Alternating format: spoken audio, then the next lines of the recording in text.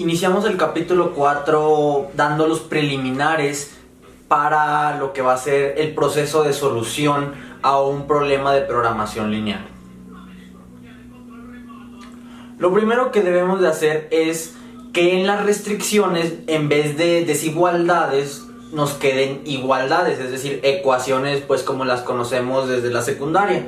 Si nos fijamos, por lo general en las desigualdades tenemos, digamos, por ejemplo, 500x1 más 600x2, que esto sea menor o igual que, no sé, 3000 para cierto tipo de problema, ¿verdad? Esto en las restricciones. Lo que nosotros queremos hacer es quitar esta desigualdad y convertirla en una igualdad. Vamos a ver cómo proceder. Vamos a ejemplificar esto de manera concreta con lo siguiente. Tenemos una compañía que fabrica dos tipos de cinturones, uno de lujo y un modelo regular. Para cada uno dice que requerimos una yarda cuadrada de piel para ambos. Y tenemos que la fabricación del modelo regular es de 1 hora. 1 hora modelo regular y 2 horas para el modelo de lujo. ¿Qué más tenemos? Tenemos que contamos solamente con 60 horas de mano de obra a la semana. Finalmente nos dicen que cada modelo regular aporta $3 y cada cinturón del modelo de lujo aporta $4. O definimos lo que van a ser las variables de decisión. Pues eso está fácil, dado que si las queremos maximizar la ganancia, tenemos dos tipos de cinturón que nos generan $3 y $4. Entonces el X1 va a ser el número de cinturones regular. X2 va a ser el número de cinturones de lujo. Y esto va a ser por semana, dado que la mano de obra total, que son 60, está calculada por semana. Entonces, como queremos maximizar la ganancia, pues vamos a tomar la función objetivo definida de la siguiente manera. Si son los regulares, dijimos que nos daba $3, 3x1 más $4 por cada cinturón de lujo. Son 60 horas de mano de obra y olvidaba mencionar que tenemos solamente 40 yardas cuadradas por semana. Ok, entonces, cada uno de los dos utiliza una yarda, entonces una yarda de piel, entonces X1 más X2, esto debería de ser menor o igual que 40 yardas por semana. Y de mano de obra tenemos que el regular necesita solamente 1 hora, pero el de lujo necesita 2 horas de fabricación y esto debe ser menor o igual que 60. Y obviamente X1 y X2 mayores o iguales que 0 para la no negatividad. Tontos esquites. Si se escucha bien machín, ¿verdad? No, hombre, qué pena. Voy a esperar.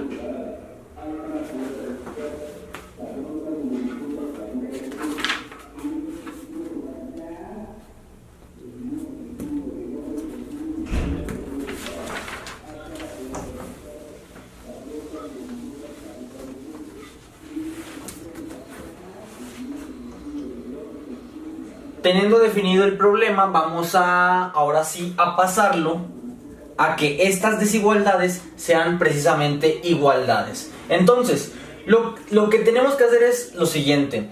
Pues si nos fijamos, nos dicen que la suma de estos dos números es un número menor o igual que 40. Yo no quiero que sea menor o igual, yo quiero que sea efectivamente 40. ¿Cómo le hago? Pues quiere decir que, digamos que si esto es 32, falta ahí un 8. Si esto es 30, falta ahí un 10. Es decir, falta un número que no conozco, pero que ese número me sirve para completar lo que me falta para llegar a 40. Y a eso voy a definirlo, como es un número que no conozco, voy a definir una nueva variable 1 mayor o igual que 0 que cumpla lo siguiente: que x1 más x2 más s1 se iguala a 40. Es decir, esto es lo que le faltaba para llegar precisamente al 40, y a esta se le conoce como una variable de holgura. ¿De acuerdo? De la misma manera procedemos para esta restricción. Definimos una variable 2 que va a ser positiva, de manera que x1 más 2x2 más s2 sea exactamente 60. Y finalmente x1 y x2 siguen siendo no negativas. Esta no importa, ¿por qué? Porque esta solamente me dice que son positivas o 0, ¿verdad? Pueden ser 0 también. Estas son las que importan, ¿sí? Volvemos estas dos desigualdades, las volvemos en una igualdad, agregando lo que van a ser variables de holgura. Cuando terminamos de hacer esto, se dice que el problema de programación lineal está en la forma estándar. Esta forma es, lo volvemos a repetir, cuando las restricciones son todas igualdades y cuando las variables son no negativas. Para poder resolver este problema de programación lineal, más bien cualquier problema de programación lineal que vayamos a utilizar el algoritmo que vamos a definir más adelante, necesitamos primeramente que el problema esté en su forma estándar.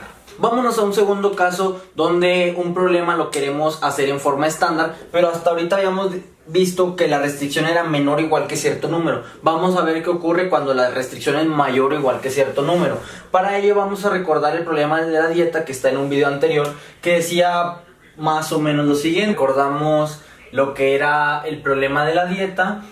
Tenemos nuestra función objetivo y las siguientes restricciones, donde observemos que estas 4 restricciones son desigualdades. Queremos convertirlas en igualdades y para ello vamos a tener que definir otra vez unas variables. Nada más que ahora es como que el proceso inverso. Yo tengo, por ejemplo, vamos a verlo con esta que está pequeña. Tengo que este número 3x1 más 2x2 se pasó de 6. Yo quiero que sea 6. Entonces vamos a definir una variable que a esto le reste lo necesario para hacer 6. Por ejemplo, si esto fuera 10, habría que restarle 4. Si esto fuera 12, habría que restarle 6 y así sucesivamente. Como no conocemos exactamente cuánto es lo que hay que restarle, simplemente lo definimos como una variable. Vámonos con la primera restricción, ¿sí? Entonces definimos, ahora sí, de la manera siguiente: E1 mayor o igual que 0, de tal que 400x1, perdón, era 4000x1 más 200, era 400. Pues creo que 4000, ok. x2 más 150 x3 más 500 x4. Habíamos dicho que había que restarle la variable. En este caso sería E1 va a ser igual que 500, ¿verdad? Entonces esto le restamos lo que le sobra a esto para llegar a 500. De la misma manera definimos E2 mayor o igual que 0, tal que 3x1 más 2x2 menos E sub 2 sea igual a 6. ¿De acuerdo? De la misma manera habría que definir una E3 y E4 para estas dos ecuaciones, de tal manera que nos dé una igualdad. Y observemos que tanto E1 como E2 y E3 y E4 que no he definido van a ser no negativas. Una vez que hayamos terminado, observemos que tendríamos que todas las restricciones son igualdades y las variables son no negativas. La E1, la E2, así como las X, siempre son no negativas. Entonces se dice que el problema está en su forma estándar y a esta variable se le conoce como variable excedente, como su nombre, bueno, como podremos notar, dado que pues es lo que le sobra a esto para llegar a esto, ¿verdad? Continuamos con el capítulo 4.2, en el que seguimos discutiendo los preliminares para el algoritmo que vamos a conocer como simplex. Entonces, de ahora en adelante vamos a trabajar solamente con problemas de programación lineal cuando ya están en su forma estándar, es decir, cuando las restricciones son igualdades y las variables son todas no negativas. Eso va a ser necesario de aquí en adelante. Es decir, si no lo está, ya es responsabilidad del alumno pasarlo a la forma estándar. Ya vimos que siempre se puede. Entonces ya van a ser todas igualdades. A fin de cuentas vamos a tener, digamos, m ecuaciones y digamos n incógnitas. Y si recordamos de los primeros videos, cuando esto ocurría, pues a final de cuentas es un sistema de ecuaciones que queremos resolver de manera óptima, según indica el problema, y esto se modelaba en una matriz. La matriz A de los coeficientes de las ecuaciones por las X, que son las incógnitas, y nos regresaba un vector de soluciones. En este caso serían m soluciones. Vamos a suponer también que n es mayor o igual que m, es decir, que tenemos más incógnitas que ecuaciones para poder definir lo siguiente. Vamos a definir lo que son las variables básicas. Una variable básica es aquella que se obtiene de la siguiente manera. Vamos a tomar...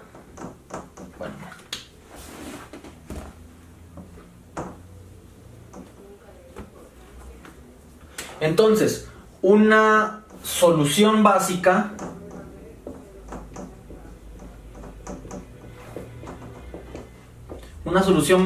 para el sistema AX igual a B se obtiene igualando a 0. En este caso serían n menos m variables. Recordemos que variables son las incógnitas también, ¿verdad? De las n que yo tengo le voy a restar m y las que yo elija y las voy a igualar a 0, ¿de acuerdo? ¿Cuántas me van a quedar? Voy a resolver las m restantes y se resuelven el sistema, en este caso de m ecuaciones y m incógnitas. Una vez que ya tengo un sistema de m variables con m ecuaciones, ya es más fácil resolverlo, ¿de acuerdo? Vamos a ver de qué se trata esto. En este caso yo tengo dos ecuaciones, es decir, m es igual a 2. ¿Cuántas incógnitas tengo? Tengo x1, x2, aquí es x2, pero acá es x3. Entonces tengo 3 incógnitas, ¿de acuerdo? ¿Qué voy a hacer? Según lo que me dice la definición, quiero encontrar una solución básica, n menos m, este sería 3 menos 2, 1. Debo de igualar a 0 una de las variables y resolver lo restante. Vamos a hacer un casito. Supongamos que, vamos a ver, ¿qué pasa si x2 es igual a 0? Debo hacer 0 una variable, que es lo que me dice aquí. ¿Qué me quedaría? Me queda que esto vale 0, entonces se hace 0 esta parte, y x3 me queda simplemente igual a menos 1. De la misma manera, acá esto es 0, entonces me queda que x1 debe de ser 3. Pero observemos que la solución básica va a depender de cuál variable escoja yo. Por ejemplo, aquí escogí x2 igual a 0, pero bien pude haber escogido, en este caso vamos a ver qué pasa si x3 es igual a 0. Si x3 es igual a 0, esto vale 0, me queda menos x2 igual a menos 1, y eso hace que x2 sea 1, ¿de acuerdo? Y una vez que x2 es 1, ¿cuánto le falta para hacer 3? Pues 2. x1 sería 2. Y aquí tengo, si se fijan, dos soluciones básicas. Ahora la pregunta es, ¿qué ocurre porque estoy agarrando distintas soluciones básicas? Bueno, es que ahora nos vamos a ir con las que sean factibles para nuestro problema. Si no mal recordamos, el significado de factible son aquellas las que aplican a nuestro problema de programación lineal. Y esto está en la siguiente definición. Vamos a abreviarlo, solución básica factible es aquella con valores no negativos. Es decir, pueden ser 0 o positivos. Si no mal recordamos, una vez más, una vez que ya tenemos el sistema, pero las restricciones, una vez que tenemos el problema en la forma estándar, uno de los requerimientos es que las variables sean no negativas. Entonces, por ejemplo, vámonos al caso que vimos aquí. Aquí ocurre que x2 es 0, x3 es menos 1, es decir, ya tengo una variable que es negativa y yo necesito que sean no negativas. Entonces, esta es una solución básica, más no factible, porque la factible me dice que todos los valores deben de ser no negativos. En cambio, el segundo caso, cuando igualé x3 igual a 0, me entregaba 0, 1 y 2, es decir, todas las variables son no negativas, por lo tanto, esta es una solución básica factible según me indica esta definición, y estas son las que me van a interesar, ¿de acuerdo? Entonces, pues ya vamos reduciendo el número de las soluciones básicas factibles que me van a interesar, ¿sí? volviendo al ejemplo, si aquí yo hiciera x1 igual a 0, pues encontraría otra solución básica. Es decir, voy a tener tres soluciones, de las cuales yo ya sé una que es básica solamente, otra es factible, y habría que revisar qué pasa con x1. A finalizar este video vamos a recordar que las soluciones para un problema de programación lineal eran finitas en ciertos casos, a veces eran infinitos, a veces ni siquiera había. Pero lo que sí coincidían es que los teníamos que fijar en los puntos extremos de la región factible. Esos puntos extremos eran los vértices de un polígono convexo.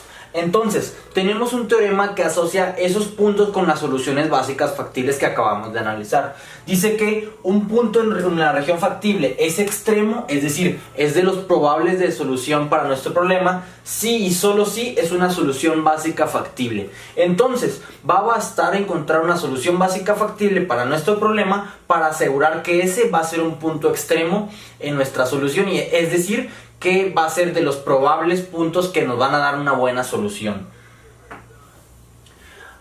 Para finalizar, ahora sí vamos a dar el panorama general de lo que hace el algoritmo, pero para ello necesitamos una definición más. Nos dice que un problema de programación lineal con m restricciones, es decir, m ecuaciones, se dice que las soluciones básicas factibles son adyacentes si sus conjuntos de variables básicas, es decir, las variables que no son 0, tienen m-1 variables básicas en común.